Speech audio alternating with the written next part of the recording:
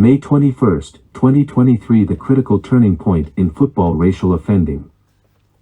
How Vinicius and Lula triggered the end of the habitual soccer racial offender spree of systematic insolence towards Afro players. Vinicius Jr., the Brazilian superstar striker, received racial insolence from Spanish fanatic racial offenders while playing in Valencia on May 21, 2023. Vinicius was given a red card by the institutionally racist referee and sent off the field for responding to the hostile racial aggression and harassment he received. Until that incident, Afro football players were unprotected and so were the natural victims of any frustrated racial offender that wanted to release their pent-up self-hate and anger. They faced no punishment and so their engagement is a risk-free one-sided added sport relating to the game. Vini had pointed out some of the main offenders, but as usual, it was ignored. Euro institutional racial offenders are the main owners, managers and controllers of the World Soccer League. They allowed the football hooligans to exercise their Euro racial privilege over the Afro superstar players. Euro racial offenders habitually provoked, harass, and attack Afros as they engage in playing their games on the world stage. Afro players receive punitive actions for their response, as warped and perverted thinking managers ignore the transgression of their allies and fellow Euro racial offenders. The league president Javier Tebas took this usual form of supporting Afro racial oppression. In his perverted statement of attacking the victim and not the victimizers, he said, "We have tried to talk to you about what La Liga, the league, is and what it can do in cases of racism, but you have not showed up to either of the two agreed dates that you yourself requested. Before you criticize and insulting La Liga, you need to inform yourself properly." Vinicius. This is also an attempt by the warped league president to infer that Vini is ignorant, which is supposed to be natural in the case of Afros. He hypocritically added, "Don't let yourself be manipulated and make sure you understand the work we have been doing together." This kind of secure institutional racial oppression of Afros is what the Euro football racial offenders had always relied on as a part of their pleasure. They and the rest of the world know that the mostly mentally enslaved, corrupted, thus functionally subnormal African leaders and the African Union do not provide political or any other kind of support or protection to Africans, its diaspora, or the Afro world. The victims of the Windrush scandal, the Chinese COVID-19 mass evictions of Africans, the Afro victims who were terrorized in Ukraine at the start of the war with Russia, and all others are all too aware of this reality. With firm silence, most African leaders collude with all atrocities against Afros. They support the interests of the Euro offenders who manage them and so always fail to protect their own best interest and that of their citizens and other Afros. Nevertheless, with Vini things had changed. He happened to be Brazilian and the pro-human rights Brazilian President Lula spoke out strongly in defense of his young Afro-Brazilian citizen. This was the first time that an Afro footballer who was racially offended ever received the essential political support they need to fight back against such practice. They were always left to fight back against the powerful institution of racism as individuals, which is ineffective and futile. Other Afros were punished as well if they provide support to their fellow victims, and so were obliged to keep quiet. The videos and facial recognition of the racial offenders were always ignored.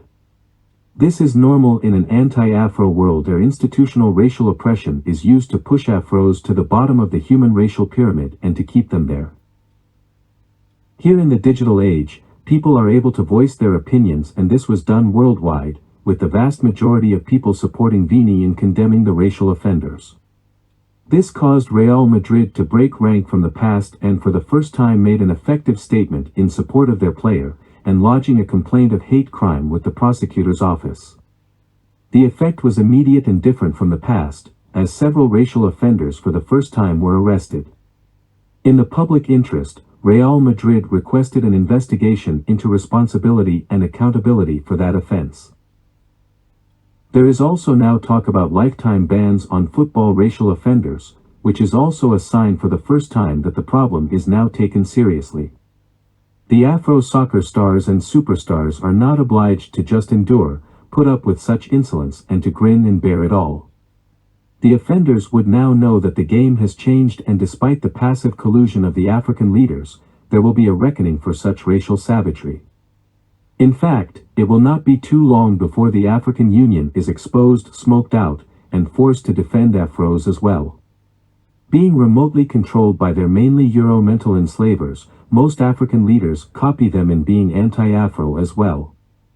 Due to increased awareness and much criticism of their collusion of anti-Afro victimization and abuse, several African leaders have already started to free their minds.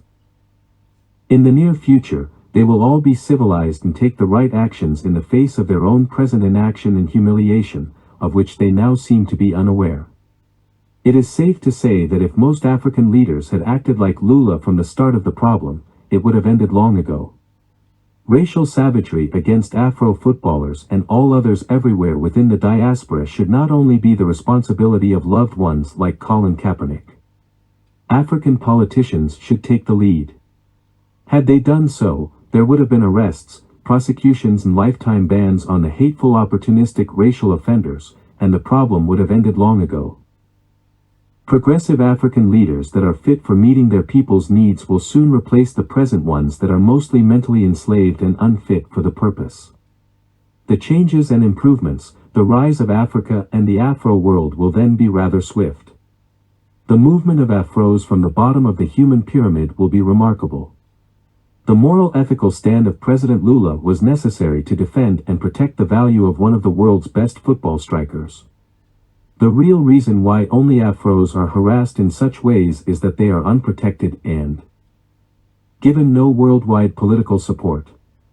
Very strong and united political support from Euro-imperial leaders worldwide, especially from the US-led alliance of racial oppressors, ensure that Europeans are not harassed in such ways.